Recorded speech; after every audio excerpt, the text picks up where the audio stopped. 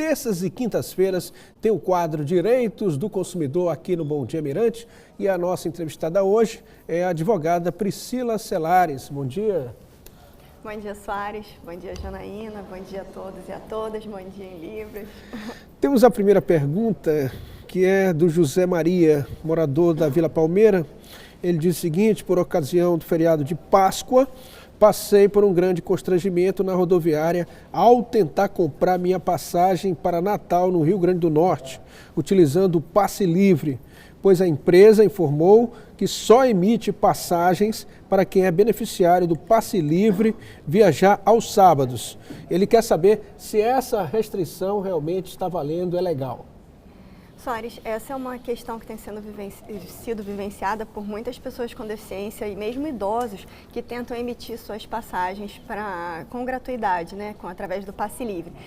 Existem algumas empresas, lamentavelmente, que aqui no Maranhão estão restringindo a data da viagem a um dia na semana, quando isso viola a legislação, né? A lei que regula o passe livre, tanto para a pessoa idosa quanto para a pessoa com deficiência, determina a necessidade de requerer a passagem com antecedência de no mínimo 48 horas e a reserva de 2 assentos para cada especificidade, para a pessoa com deficiência e para o idoso.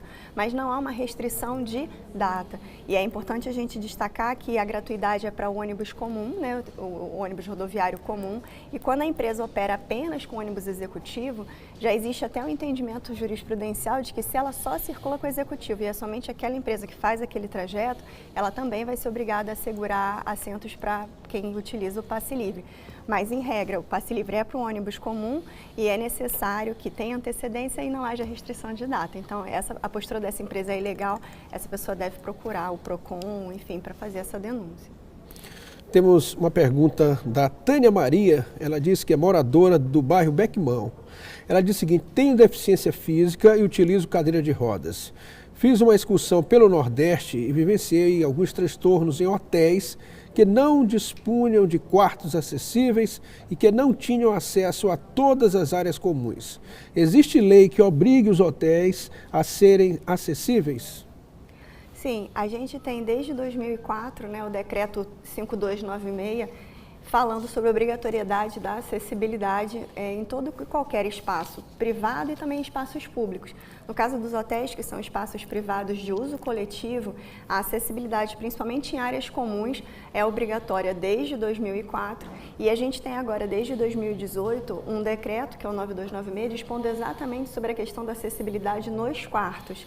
Porque se antes o decreto falava sobre acessibilidade nas áreas comuns, esse de 2018 vem falar da obrigatoriedade de se ter pelo menos uma unidade que seja com características construtivas, ou seja, o espaço físico do quarto precisa ser acessível, além da disponibilização de recursos de acessibilidade, tecnologias assistivas para os hóspedes com deficiência.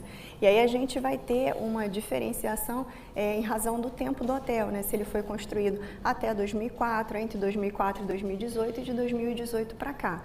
Mas sempre sendo assegurado pelo menos uma unidade com característica construtiva acessível. Então, no caso, na pergunta da telespectadora, a necessidade é de que pelo menos um quarto seja acessível em cada hotel, pousada, enfim, e ao mesmo tempo que todas as áreas comuns sejam acessíveis. Porque não pode, por exemplo, uma pessoa que tem uma mobilidade reduzida, um idoso, um cadeirante, não poder acessar a piscina, não poder acessar o salão de jogos, enfim, toda e qualquer área comum de hotel ou pousada deve sim seguir as regras de acessibilidade. Pergunta de um telespectador que não se identificou, mas diz o seguinte: recentemente tive conhecimento por meio das redes sociais que um laboratório foi condenado a indenizar uma cadeirante que sofreu constrangimento em razão da falta de acesso ao prédio. A falta de acessibilidade constitui discriminação? Desde 2015, né, com a Lei Brasileira de Inclusão, o Estatuto da Pessoa com Deficiência, a gente tem a previsão expressa de que a falta de acessibilidade em qualquer estabelecimento, privado, de uso coletivo ou mesmo em edificações públicas, constitui discriminação. A negativa do acesso constitui discriminação, traz a previsão legal expressamente. E esse caso repercutiu bastante nas mídias, eu também tive a oportunidade de ver, de acompanhar, porque justamente o laboratório ele é um estabelecimento privado, mas como ele é de uso coletivo, ele precisa cumprir as regras de acessibilidade.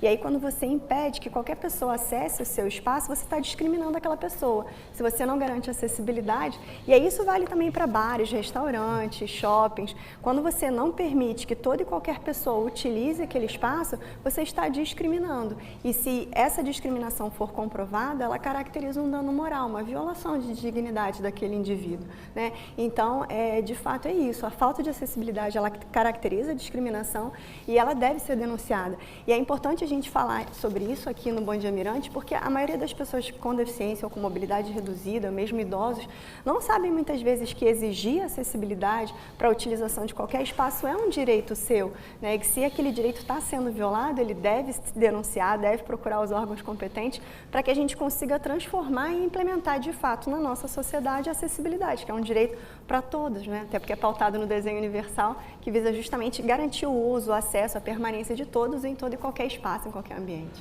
A senhora também participa de uma comissão na OAB. Sim.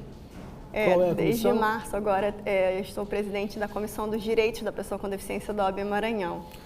Tem um colega seu, um advogado, que faz a seguinte pergunta, ele não se identificou, ele disse o seguinte: sou advogado e tenho deficiência física, sendo usuário de muleta, também chamada bengala canadense, né? Sim.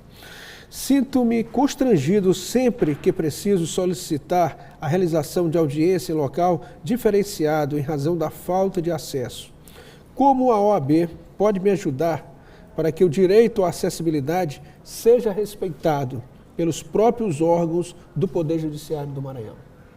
Pois como advogada com deficiência, é bastante constrangedor a gente ter que falar sobre isso, né? Lamentavelmente, muitos órgãos do Poder Judiciário no Maranhão ainda não seguem as regras de acessibilidade, e aí não só sobre o aspecto da acessibilidade física, arquitetônica, que é a que a gente está mais acostumado a lidar, mas também a própria acessibilidade comunicacional e instrumental. O próprio processo judicial eletrônico, que é o PJE, o mecanismo que todo e qualquer advogado precisa utilizar para exercer a advocacia, ele não é acessível, as pessoas com deficiência visual não conseguem utilizar, é incompatível, né, com os leitores de tela, e a gente esbarra também na questão da falta de acessibilidade nos órgãos públicos, como nos órgãos do judiciário, como é vivenciada por esse colega. Lá no AB, através da Comissão dos Direitos da Pessoa com Deficiência, até em parceria com a própria Comissão de Prerrogativas do Advogado, a gente pretende somar forças para acabar com essas barreiras dentro dos órgãos do Poder Judiciário para garantir o exercício da advocacia pelos advogados e advogadas com deficiência. Porque se a gente não tem condições dignas de exercer a própria profissão em razão da falta de acessibilidade, a gente está sendo violado em uma prerrogativa. E a gente, enquanto Comissão de Direitos da Pessoa com Deficiência, a gente precisa falar, discutir quais são os nossos direitos, quais são as especificidades que têm que ser asseguradas para que a gente consiga exercer de forma plena a nossa advocacia. Então, assim, eu até sugiro que esse colega busque, né, a OAB, a seccional, a sede da nossa seccional, procure a nossa Comissão dos Direitos da Pessoa com Deficiência para que a gente possa conversar, para que ele possa integrar a nossa comissão. Aproveito para convidar todo e qualquer advogado e advogada com deficiência para somar conosco, porque a gente já iniciou em 2018 uma conversa com a diretoria do Fórum Desembargador Sarney Costa, visando assegurar a acessibilidade do prédio, mas a gente ainda não teve implementada, né, essa nossa conversa, a gente está discutindo ainda com eles um projeto, mas a OAB precisa chegar junto, porque só ela para defender realmente os nossos direitos e as nossas condições de exercer a advocacia de forma digna. A senhora também está defendendo os seus direitos, porque a senhora também é uma advogada com deficiência. Pois é, exatamente, isso. Isso é uma conversa que, inclusive, a gente pretende ter em âmbito nacional, porque, como eu falei, da própria questão do PJE, que é o processo judicial eletrônico, eu me sinto bastante prejudicada no exercício da profissão. Quando a gente chega num prédio, por exemplo, e os próprios funcionários que estão ali nos prédios da Justiça não sabem lidar com um advogado com deficiência visual, não sabem como conduzir, porque da necessidade da condução, como conduzir, isso tudo fere o exercício da minha profissão, né? Então, a gente espera agora, nessa gestão da comissão, poder justamente fortalecer a condição de trabalho para o advogado e para a advogada com deficiência. A senhora é muito competente, obrigada, mas a senhora tem a deficiência visual, só para o telespectador poder entender. Isso, eu tenho deficiência visual, né? Tenho a baixa visão, com isso eu não consigo, por exemplo, ver tela de monitor, né? Monitor de computador não dá para eu enxergar as informações que tem ali. Então eu preciso de um leitor de tela, que é um software, né? Uma espécie de um programa. E aí acaba que esse programa ele é incompatível com o instrumento básico para o exercício da advocacia. Então, assim, eu acabo tendo o exercício da profissão restringida não é em razão da deficiência, mas em razão da barreira que existe no programa. Porque ao ser elaborado o programa, o CNJ, né, que é o Conselho Nacional de Justiça, tinha que ter pensado justamente em garantir a acessibilidade para a pessoa com deficiência, verificar a compatibilidade, para que todos possam utilizar. Até as pessoas idosas também sentem uma dificuldade enorme para acessarem o PJE e a gente tem discutido isso bastante também para assegurar o exercício da advocacia por todos de uma forma plena. A gente só tem a agradecer a senhora, parabenizar por esse trabalho. Obrigada. Em defesa de todos, não só da pessoa com deficiência, mas a senhora tem realmente defendido todos. Tem o fórum, tem a OAB, né? O fórum que eu digo é o Fórum Maranhense da Pessoa com Deficiência. Isso, Soares, eu agradeço pela oportunidade de poder mais uma vez falar sobre o direito da pessoa com deficiência, sobre a gente fala no quadro Defesa do Consumidor, justamente porque muitas vezes a pessoa com deficiência não é vista enquanto consumidora, né, através das suas especificidades. E hoje não poderia deixar de dar parabéns aí para todas as mulheres, né, hoje que comemoramos o Dia Nacional da Mulher. Nós temos aí, né, temos que nos empoderar, conhecer os nossos direitos, ocupar os espaços. Então fica também meu parabéns aí para todas as mulheres. Bem lembrado, então parabéns mais uma vez. Obrigada, parabéns também, Janaína, o quadro Direitos do Consumidor. Ele volta na próxima quinta-feira. Você pode enviar uma pergunta para o nosso e-mail bomdiatv@mirante.com.br. Parabéns, Janaína.